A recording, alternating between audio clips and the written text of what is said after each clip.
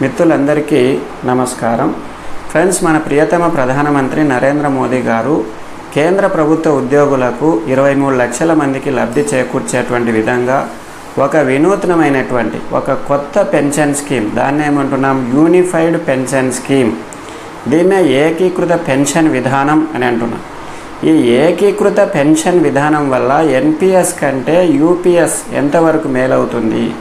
NPS అంటున్నాం, national pension scheme, దీన్నే contributory pension scheme అని అంటున్నాం. ఈ సిపిఎస్ కంటే మెరుగైనటువంటి యూపీఎస్, యూనిఫైడ్ పెన్షన్ స్కీమ్ అన్నటువంటి దాన్ని తీసుకొని రావడం జరిగింది.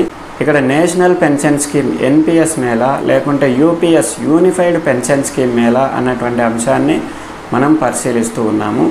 ఇక్కడ యూనిఫైడ్ పెన్షన్ స్కీమ్ అన్నటువంటి దాంట్లో 5 భాగాలు ఉన్నాయి. ఇక్కడ మొట్టమొదటి అంశం ఏంటి? Assured pension. ఏదైనా సరే ఒక ఎంప్లాయ్ 30 సంవత్సరాలు కానీ 25 సంవత్సరాలు కానీ గవర్నమెంట్కు సర్వీస్ చేస్తే నేషనల్ పెన్షన్ స్కీమ్లో ఏం జరుగుతుంది? ఎంప్లాయ్ కాంట్రిబ్యూషను, ఎంప్లాయర్ కాంట్రిబ్యూషను ఈ రెండు తీసుకెళ్ళి ఎన్ఎస్డిఎల్ ద్వారా, నేషనల్ సెక్యూరిటీస్ డిపాజిటరీ లిమిటెడ్ అని అంటున్నాము, ఒక కంపెనీని ఏర్పాటు చేశారు. అదేవిధంగా పిఎఫ్ఆర్డిఏ అన్నటువంటి ఇంకొక కంపెనీని ఏర్పాటు చేశారు, pension fund regulatory development authority అని అంటున్నాము. ఈ రెండు ఏం చేస్తున్నాయి? స్టాక్ మార్కెట్లో ఇన్వెస్ట్ చేస్తున్నాయి. అంటే ఎంప్లాయీకి ఇష్టపూర్వకంగా ఎంత శాతం నువ్వు స్టాక్ మార్కెట్లో పెట్టాలి, ఎంత శాతం నువ్వు సెక్యూరిటీస్లో పెట్టాలి, ఎంత శాతం మీకు ఎంప్లాయర్ కాంట్రిబ్యూషన్ ఎవరెవరికి ఇవ్వాలి అన్నటువంటిది మనం నిర్ణయించుకుంటే దాని ప్రకారం చేస్తారు. అక్కడ నేషనల్ పెన్షన్ స్కీములో ఖచ్చితంగా ఇంత పెన్షన్ వస్తుంది అని చెప్పేదానికి లేదు. ఎందుకంటే స్టాక్ మార్కెట్ పడిపోవచ్చు, ఉన్నటువంటి పెరగవచ్చు, ఎంత వస్తుందో ఎంత రాదో అన్నటువంటిది గ్యారంటీ లేదు. ఇక్కడ యూనిఫైడ్ పెన్షన్ స్కీమ్, ఏకీకృత పెన్షన్ విధానంలో వీళ్ళు ఏం చేస్తున్నారు? ఖచ్చితంగా నీకు ఇంత పెన్షన్ వస్తుంది, అష్యూర్డ్ పెన్షన్, గ్యారంటీగా ఇంత పెన్షన్ వస్తుంది అని చెప్తూ ఉన్నారు.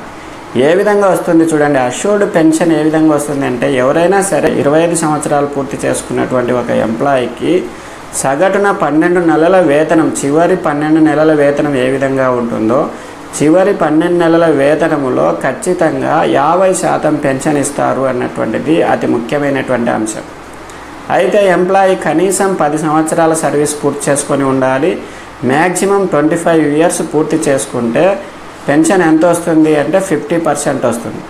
10 ఇయర్స్ కంప్లీట్ చేసుకున్నటువంటి ఒక ఎంప్లాయీకి 25 సంవత్సరాల కంటే తక్కువ సర్వీస్ ఉన్నటువంటి ఎంప్లాయీకి ఏ విధంగా చేస్తారు అంటే 10 ఇయర్స్ నుంచి అనుపాతం రూపంలో, అంటే 25 ఇయర్స్కు 50% అన్నారు. అదేవిధంగా 20 ఇయర్స్కి ఎంత వస్తుంది, 18 ఇయర్స్కి ఎంత వస్తుంది, ఈ విధంగా క్యాలిక్యులేట్ చేస్తారు. సర్వీసుకు అనులోమానుపాతంలో పెన్షన్ను క్యాలిక్యులేట్ చేస్తారు అన్నటువంటిది చాలా స్పష్టంగా ఇవ్వడం జరిగింది. అంటే ఒక ఎంప్లాయీ 25 సంవత్సరాలు పూర్తి చేసుకున్నారు అనుకోండి, 50% పెన్షన్ వస్తుంది. అంటే చివరి 12 నెలలు చూస్తారు. అంటే ఎంప్లాయీ సర్వీస్లో చిట్ట చివరి 12 నెలలు ఉంటుంది కదా, ఈ చిట్ట చివరి 12 నెలలో ఎంత బేసిక్ పే డిఏ తీసుకున్నాడు అన్నటువంటిది అంచనా వేస్తారు. ఇది మొత్తం సగటు చూస్తారు. ఈ సగటులో 50% అంటే సగభాగం పెన్షన్ రూపంలో ఇస్తారు. ఒకవేళ ఎంప్లాయీ 25 సంవత్సరాల సర్వీస్ను పూర్తి చేసుకోలేదు, 20 సంవత్సరాలు, 18 సంవత్సరాలు, 10 సంవత్సరాలు, 15 సంవత్సరాలు ఈ విధంగా పూర్తి చేసుకున్నాడు. ఈ విధంగా పూర్తి చేసుకున్నప్పుడు దాన్ని ఏ విధంగా పెన్షన్ లెక్కిస్తారు అంటే 25 సంవత్సరాలకు 50% వచ్చింది. దీన్ని 20 సంవత్సరాలకు అనులోమానుపాతంలో వేస్తారు. 20 సంవత్సరాలకు ఎంత వస్తుంది, 15 సంవత్సరాలకు ఎంత వస్తుంది అంటే ఇక్కడ చూడండి, 20 సంవత్సరాలు పూర్తి చేసుకున్నాడు ఎంప్లాయీ. 20 సంవత్సరాలు పూర్తి చేసుకున్నప్పుడు 25 సంవత్సరాలకు 50% పెన్షన్ వచ్చింది. అయితే 20 సంవత్సరాలకు ఎంత అన్నటువంటి దాన్ని ఈ విధంగా లెక్కేస్తారు. 20 సంవత్సరాలకు ఎంత వస్తుంది? 50/25 × 20 అంటే 40% వచ్చింది. అదే ఎంప్లాయీ 15 సంవత్సరాలు పూర్తి చేసుకున్నాడు అనుకోండి, 50/25 × 15 అంటే 30% వచ్చింది. ఈ విధంగా అనులోమానుపాతంలో ఎంప్లాయీస్కి సంబంధించినటువంటి పెన్షన్ను లెక్కిస్తారు. ఈ విధంగా లెక్కించడానికి కనీసం ఎంప్లాయీ 10 సంవత్సరాలు పూర్తి చేసుకొని ఉండాలి. 10 సంవత్సరాల కంటే తక్కువ సర్వీస్ ఉంటే ఏం చేస్తారు అంటే ఎన్పిఎస్లో ఎంత మొత్తం వస్తుందో ఆ మొత్తాన్ని ఇస్తారు అంతే. ఆ ఎన్పిఎస్ మొత్తానికి కాంట్రిబ్యూషన్ ఉంది కదా, ఆ కాంట్రిబ్యూషన్కు సంబంధించి ఎంత వడ్డీ వస్తుంది, పిఎఫ్ ప్రకారం ఎంత వస్తుంది, ఆ స్టాక్ మార్కెట్లో పెట్టినప్పుడు ఎంత వస్తుంది అన్నటువంటిది అదంతా చూసి అది మాత్రమే ఇస్తారు. 10 సంవత్సరాలు మినిమం సర్వీస్ పూర్తి చేసుకొని 25 సంవత్సరాలు కంప్లీట్ చేసుకున్నటువంటి వాళ్ళకి 50% పెన్షన్ ఇస్తారు. 50% పెన్షన్ రావాలి అంటే ఖచ్చితంగా 25 సంవత్సరాల సర్వీస్ను పూర్తి చేసుకొని ఉండాలి. అయితే 25 సంవత్సరాల సర్వీస్ను అందరూ పూర్తి చేసుకుంటారా అంటే 35వ ఏట ఎవరైతే జాబ్ పొందుతారో, 35వ ఏట ఎవరైనా జాబ్ పొందినారు అనుకోండి 35 ఏళ్లకు లోపల, అప్పుడు 25 సంవత్సరాలు పూర్తి చేసుకోవచ్చు. 40 సంవత్సరాలు 45 సంవత్సరాలకు జాబ్ పొందిన వాళ్ళు ఖచ్చితంగా 25 సంవత్సరాలు పూర్తి చేసుకోలేరు. అయితే 10 ఇయర్స్ కంప్లీట్ చేసుకుంటారు. 10 ఇయర్స్ కంప్లీట్ చేసుకుంటారు కాబట్టి 15 సంవత్సరాలు పూర్తి చేసుకున్న, 20 సంవత్సరాలు పూర్తి చేసుకున్న, ఈ విధంగా అనులోమానుపాతంలో లెక్కిస్తారు. ఇక్కడ రెండో అంశం ఏంటి అంటే పెన్షన్ తీసుకుంటున్నటువంటి ఒక ఉద్యోగి మరణించాడు అనుకోండి, మరణించినప్పుడు అతనికి 60% ఫ్యామిలీ పెన్షన్ ఇస్తాము అన్నటువంటిది అతి ముఖ్యమైనటువంటి అంశం. అతని మీద డిపెండ్ అయినటువంటి అతని భార్య కానీ, కొడుకు కానీ, పిల్లలు కానీ ఉంటారు, వాళ్లకు ఫ్యామిలీ పెన్షన్ ఇస్తారు. ఈ ఫ్యామిలీ పెన్షన్ ఏ విధంగా ఇస్తారు అంటే 60% ఫ్యామిలీ పెన్షన్ ఇస్తారు. ఈ 60% ఫ్యామిలీ పెన్షన్ను ఏ విధంగా లెక్కిస్తారు అంటే అతను చివరగా ఎంత పెన్షన్ తీసుకుంటున్నాడు, ఆ చివరగా తీసుకున్నటువంటి పెన్షన్లో 60% ఇస్తారు అన్నటువంటిది చాలా స్పష్టంగా ఇవ్వడం జరిగింది. దీనికి సంబంధించి క్యాలిక్యులేషన్ ఏ విధంగా ఉంటుంది అంటే చూడండి, ఇక్కడ చివరగా మరణించినటువంటి పెన్షన్ తీసుకుంటున్నటువంటి ఎంప్లాయీ 80,000 తీసుకుంటున్నాడు అనుకోండి. 80,000 తీసుకుంటుంటే అతనికి ఫ్యామిలీ పెన్షన్ ఎంత వస్తుంది అంటే చూడండి, 80,000 × 60/100 ఈ విధంగా వేయాలి. ఈ విధంగా వేస్తే ఈ 2 సున్నాలు పోతే మొత్తం 48,000 రూపాయలు వస్తుంది. అంటే ఈ విధంగా 60% క్యాలిక్యులేట్ చేస్తారు. చివరగా ఎంప్లాయ్ ఎంత తీసుకుంటున్నాడు, ఈ చివరగా పెన్షన్ తీసుకున్నటువంటి ఎంప్లాయీ మొత్తము × 60/100 ఈ విధంగా వేస్తే 60% 48,000 రూపాయలు అతనికి వస్తుంది. ఇక్కడ మూడో అంశం ఏంటంటే అష్యూర్డ్ మినిమం పెన్షన్. ఖచ్చితంగా నీకు మినిమం ఇంత పెన్షన్ వస్తుంది అని చెప్పేటువంటి దాన్ని అష్యూర్డ్ మినిమం పెన్షన్ అని అంటున్నాం. ఇక్కడ మినిమం పెన్షన్ తీసుకోవాలి అంటే ఎంప్లాయీ ఖచ్చితంగా 10 సంవత్సరాల సర్వీస్ను పూర్తి చేసుకోవాల్సి ఉంటుంది. ఒకవేళ 10 సంవత్సరాలు పూర్తి చేసుకోకపోతే ఏం చేస్తారు, ఎన్పిఎస్ ఉంది కదా, నేషనల్ పెన్షన్ స్కీము, దాంట్లో వచ్చినటువంటి మొత్తాన్ని అంటే అతని యొక్క కాంట్రిబ్యూషను, ఎంప్లాయర్ కాంట్రిబ్యూషన్, ఈ రెండు కలిపి అక్కడ కాంట్రిబ్యూషన్ ఉంటుంది, ఆ కాంట్రిబ్యూషన్ ఇస్తారు. అదేవిధంగా ఎంత వడ్డీ వస్తుందో దానికి సంబంధించి ఇస్తారు. ఎంప్లాయీ ఖచ్చితంగా సెలెక్ట్ చేసుకోవచ్చు, నీకు ఎన్పిఎస్ కావాలన్నా లేకుంటే యూనిఫైడ్ పెన్షన్ స్కీమ్ కావాలన్నా అన్నటువంటిది సెలెక్ట్ చేసుకునే దానికి అవకాశం ఇస్తారు. ఒకవేళ 10 సంవత్సరాల కంటే ఎక్కువ అంటే ఖచ్చితంగా యూనిఫైడ్ పెన్షన్ స్కీమ్ అనేటువంటిది ఎంతగానో ఉపయోగపడుతుంది. ఎన్పిఎస్కు నీకు లబ్ధి చేకూరిస్తే ఎన్పిఎస్ను సెలెక్ట్ చేసుకోవచ్చు, యూపీఎస్ లబ్ధి చేకూర్చిందనుకో యూపీఎస్ తీసుకోవచ్చు. ఇక్కడ యూపీఎస్లో ఖచ్చితంగా మినిమం పెన్షన్ అనేటువంటిది ఇస్తారు. ఎప్పుడు ఇస్తారు, ఎంప్లాయీ ఖచ్చితంగా 10 సంవత్సరాల సర్వీసును పూర్తి చేసుకోవాలి.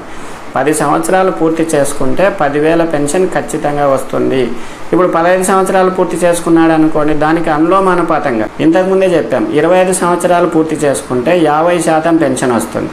అదే 20 సంవత్సరాలు పూర్తి చేసుకుంటే ఎంత వస్తుంది, 25 సంవత్సరాలకు 50% వస్తే 20 సంవత్సరాలకు ఎంత వస్తుంది అని లెక్క కడతారు. ఈ విధంగా 10 సంవత్సరాల పైన ఎంత సర్వీస్ పూర్తి చేసుకున్నా కానీ అనులోమానుపాతంగా లెక్కిస్తారు. దానికి సంబంధించి మినిమం పెన్షన్ కూడా ఇస్తారు. ఒకవేళ ఎంప్లాయీ కరెక్ట్గా 10 సంవత్సరాలు పూర్తి చేసుకున్నాడు అనుకోండి, 10,000 మినిమం పెన్షన్ అతనికి ఖచ్చితంగా వస్తుంది. ఇక్కడ నాలుగో అంశం ఏంటి అంటే డియర్నెస్ రిలీఫ్, డిఆర్ అంటున్నాం. డియర్నెస్ అలవెన్స్ అన్నటువంటి దాన్ని డియర్నెస్ రిలీఫ్గా మార్పు చేశారు. ద్రవ్యోల్బణం సూచిక all India consumer price index ఆధారంగా డియర్నెస్ రిలీఫ్ అన్నటువంటి దాన్ని ఇస్తారు. ఇక్కడ పారిశ్రామిక కార్మికులకు ఏ విధంగా ఇస్తారో దానికి సంబంధించి డియర్నెస్ రిలీఫ్ ఇస్తారు. మామూలుగా జనవరి 1, 2004 ముందు జాయిన్ అయినటువంటి వాళ్ళకి ఏ విధంగా ఇస్తారు, ఎంప్లాయీస్కి సంబంధించి డిఏ ఇస్తారు. ఇక్కడ డిఏ వీళ్ళకుండా డియర్నెస్ రిలీఫ్ అని దీన్ని మార్చడం జరిగింది. ద్రవ్యోల్బణం సూచిక all India consumer price index ఆధారంగా ఇస్తారు. దీన్ని డియర్నెస్ రిలీఫ్ అని అంటున్నాము. ఇక్కడ పారిశ్రామిక కార్మికులకు ఏ విధంగా ఇస్తారు, కార్మిక చట్టాల ద్వారా కొంత డియర్నెస్ రిలీఫ్ ఇస్తూ ఉంటారు.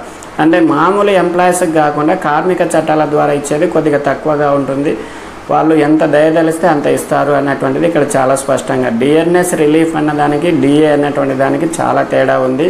కాబట్టి డియర్నెస్ రిలీఫ్ అన్నటువంటిది టైం టు టైం ఇస్తాము. ఎప్పుడైతే ధరలు పెరుగుతాయి ద్రవ్యోల్బణం రేటు చూస్తారు. ఈ విధంగా ద్రవ్యోల్బణం రేటు చూసిన తర్వాత దానికి సంబంధించి డియర్నెస్ రిలీఫ్ ప్రతి ఎంప్లాయీకి ఇస్తూ ఉంటాము. అయితే ఇక్కడ పిఆర్సీ గురించి, పే రివిజన్ కమిషన్ గురించి చర్చించలేదు. పే రివిజన్ కమిషన్ ఇస్తారా ఇవ్వరా అన్నటువంటిది ఇక్కడ సూచించలేదు. పిఆర్సీ వచ్చి డిఆర్ వచ్చి ఈ రెండు వచ్చినట్టయితే ఇక్కడ పిఆర్సీ గురించి మాట్లాడలేదు. పిఆర్సీ ఇస్తారో ఇవ్వరో కూడా తెలియదు.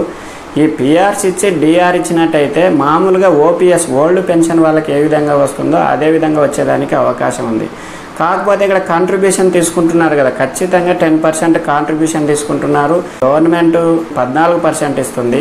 ఈ 14% ఇప్పుడు 18.5%కు పెంచడం జరిగింది. ఇక్కడ యూపీఎస్ ఓపీఎస్ ఏది మేలు అంటే ఓపీఎస్ఏ మేలు అంటున్నారు. ఎందుకంటే దాంట్లో పిఆర్స్ వస్తుంది, డిఏ వస్తుంది, ఎంప్లాయీ కాంట్రిబ్యూషన్ అన్నటువంటిది ఉండదు, ఎంప్లాయర్ కాంట్రిబ్యూషన్ అన్నటువంటిది ఉండదు. ఎలాంటి కాంట్రిబ్యూషన్ లేకుండా వాళ్ళు ఖచ్చితంగా డిఏ ఇస్తున్నారు, పిఆర్స్ ఇస్తున్నారు, టైం టు టైం పెరుగుతూ ఉంది. అది ఓపీఎస్. అందరూ ఓపీఎస్ కావాలనే కోరుకుంటారు కానీ ఈ విధంగా యూనిఫైడ్ పెన్షన్ స్కీమ్ కావాలని ఎవరు కోరుకోరు. ఇక్కడ 5వ అంశం ఏంటంటే గ్రాట్యుటీకి అదనంగా ఏక మొత్తంలో కొంత నగదు రూపంలో ఎంప్లాయీకి అందజేస్తామన్నటువంటిది ఇవ్వడం జరిగింది. ఇక్కడ గ్రాట్యుటీనే నిర్ణయించలేదు, యూనిఫైడ్ పెన్షన్ స్కీమ్ అని అంటున్నాము. గ్రాట్యుటీ ఏ విధంగా ఇస్తారన్నటువంటిది ఇక్కడ ఇవ్వలేదు. గ్రాట్యుటీ అన్నటువంటిది ఎంప్లాయీ కాంట్రిబ్యూషన్, ఎంప్లాయర్ కాంట్రిబ్యూషన్ దాని నుంచి తీస్తారేమో అని నేను అనుకుంటున్నా.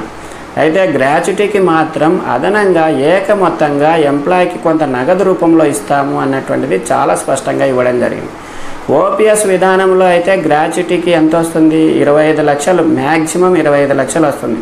సర్వీస్ని బట్టి తగ్గొచ్చు పెరగొచ్చో చెప్పలేం, మ్యాక్సిమం 25 లక్షలు గ్రాట్యుటీ వస్తుంది. అయితే ఇక్కడ ఏం చేస్తున్నారు, యూపీఎస్ యూనిఫైడ్ పెన్షన్ స్కీమ్లో ఏం చేస్తున్నారు, 6 నెలల సర్వీస్కు సంబంధించి బేసిక్ పే డిఏ ఉంటుంది కదా, దాంట్లో 10వ వంతు గ్రాట్యుటీ ఇస్తారు. గ్రాట్యుటీకి ఇచ్చేటువంటి అదనపు మొత్తాన్ని ఏ విధంగా లెక్కిస్తారు అంటే basic pay plus DA by 10 into 6 నెలల సర్వీస్ కాలం. అంటే ఉదాహరణకు 25 సంవత్సరాలు పూర్తి చేసుకున్నాడు ఎంప్లాయీ, 25 సంవత్సరాలు పూర్తి చేసుకుంటే 6 నెలల కాలం ఎన్ని అవుతాయి? 50 అవుతాయి. కాబట్టి చివరి 6 నెలల కాలంలో అతనికి బేసిక్ పే ఎంత ఉంది అని చూస్తారు. Basic pay plus DA by 10 అంటే బేసిక్ పే ప్లస్ డిఏలో 10వ వంతు. ఈ 10వ వంతును కూడా ఏ విధంగా దీన్ని మల్టిప్లై చేస్తున్నారు అంటే 6 నెలల కాలం. ఇప్పుడు 25 సంవత్సరాలు పూర్తి చేసుకున్నాడు సర్వీసు, 25 సంవత్సరాల్లో ఎన్ని 6 నెలలు ఉంటాయి? 50 ఉంటాయి. ఈ విధంగా గ్రాట్యుటీకి సంబంధించి అదనపు మొత్తాన్ని అక్కడ లెక్కిస్తున్నారు.